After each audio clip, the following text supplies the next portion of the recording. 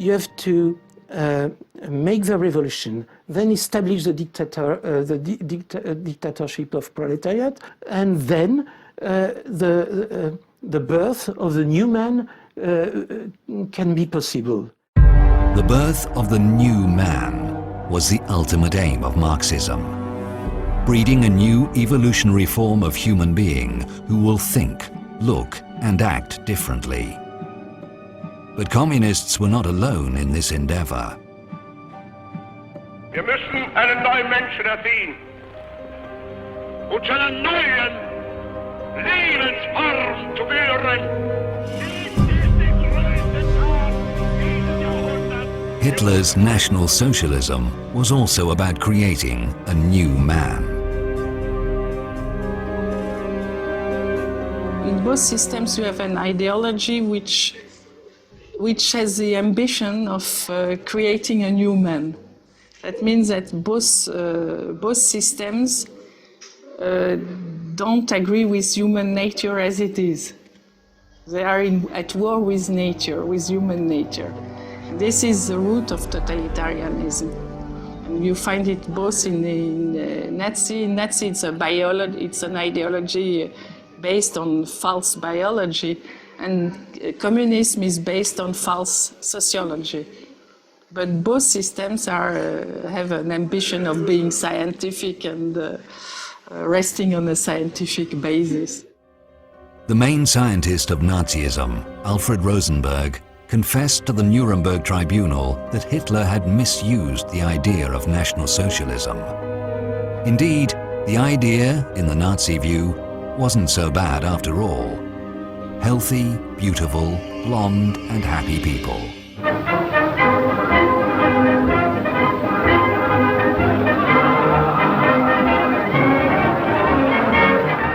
A future society, and without handicapped or Jews, nearly a paradise. For some reason, National Socialism did not work out, just as the Soviet socialism didn't.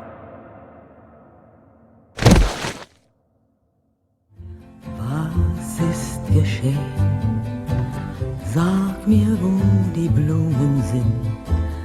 Mädchen Both left thousands of mass graves, millions of murdered people. Was it coincidence?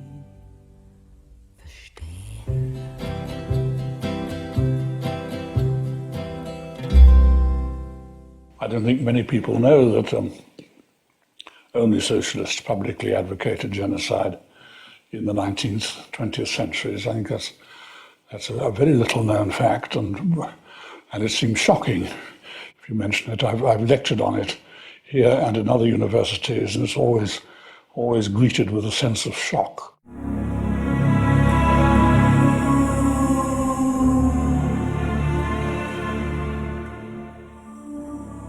First appeared in January 1849 in Marx's journal Neue Rheinische Zeitung.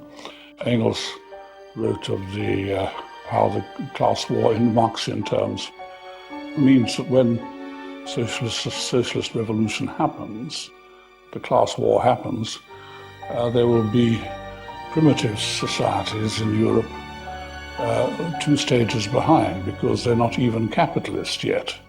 And he had in mind the Basques and the Bretons and the Scottish Highlanders and the Serbs, and he calls them racial trash, Völkerabfälle, racial trash, and they will have to be destroyed, because being 2 stages behind in the historical struggle, it will be impossible to bring them up to the point of being revolutionary. He spoke about the vulgarity and dirtiness of Slavic people, you see. And he thinks, for instance, that Poland has no reason to exist. The classes and the races, too weak to master the new conditions of life, must give way. They must perish in the revolutionary Holocaust. Karl Marx. Marx began it. He was the ancestor of modern political genocide. And I don't know that any European thinker of the modern period before Marx and Engels ever publicly advocated racial extermination. I can't find anything earlier, so I presume it starts with them.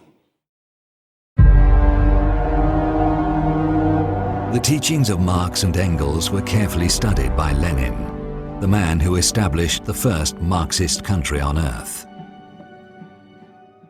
1 year after Lenin's death in 1924, the New York Times published a small article, which at the time went almost unnoticed. It was about some newly established party in Germany. The National Socialist Labour Party, of which Adolf Hitler is patron and father, persists in believing that Lenin and Hitler can be compared. Who's speaking? A certain Dr. Goebbels. On the speaker's assertion that Lenin was the greatest man, second only to Hitler, and that the difference between communism and the Hitler faith was very slight, a faction war opened with whizzing beer glasses. Amazing. The future Nazi propaganda minister Goebbels was openly declaring that the difference between Lenin's communism and the Hitler faith was very slight. As we read, it didn't go down well with potential voters, so the Nazis changed their tactics.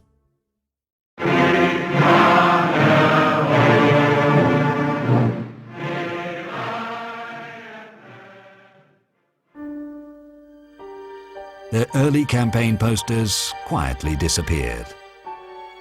They never again publicly stressed their resemblance to communists. In the inner circle, however, the Nazis and Hitler were more outspoken. Hitler often said that he had learnt a great deal from Marxism, from reading Marx, I mean. The whole of National Socialism is based upon it, he said, meaning doctrinally based.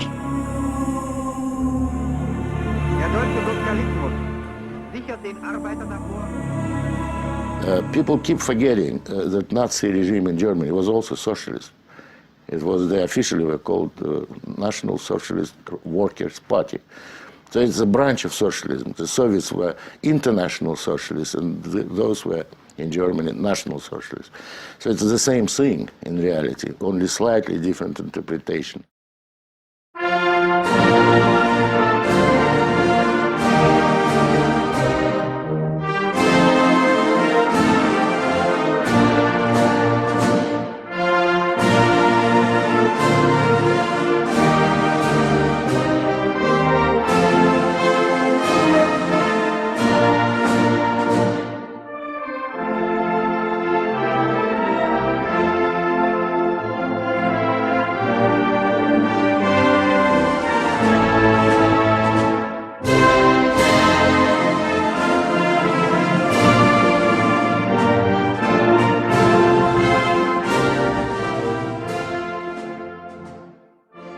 Part of the left went to Hitler. At least in France, part of the socialists went to became advocates of Hitler.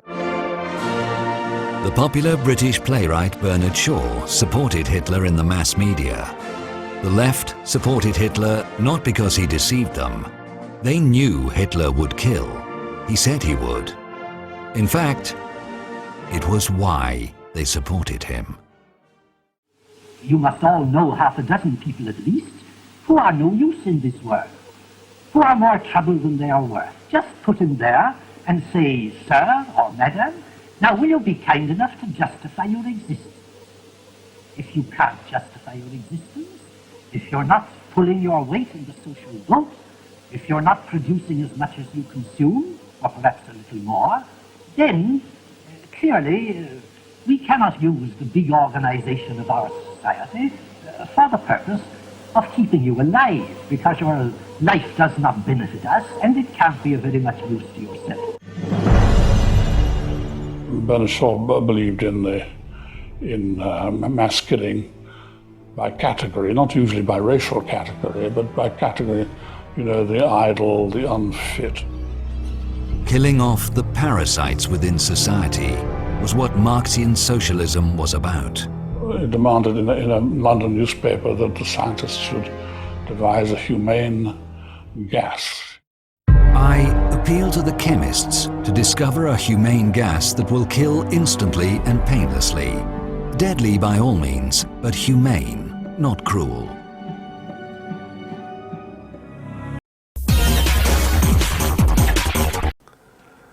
Ала кои стояли зад Карл Маркс и марксизма? За да разберете колко гъста е мрежата, изплетена от невидимите властелини на света, следете внимателно повествованието. Не наратива, както се изразяват нароилите са напоследък у нас твари с изкуствен интелект. Домораслите ни евроатлантици, които са втасали благодарение на своята семейна, родова и наставническа комунистическа закваска. Те са разклонението на същата мрежа тук, в бившата прекрасна България, която пак те и предците им превърнаха в чалгарска номенклатурия. Внимавайте!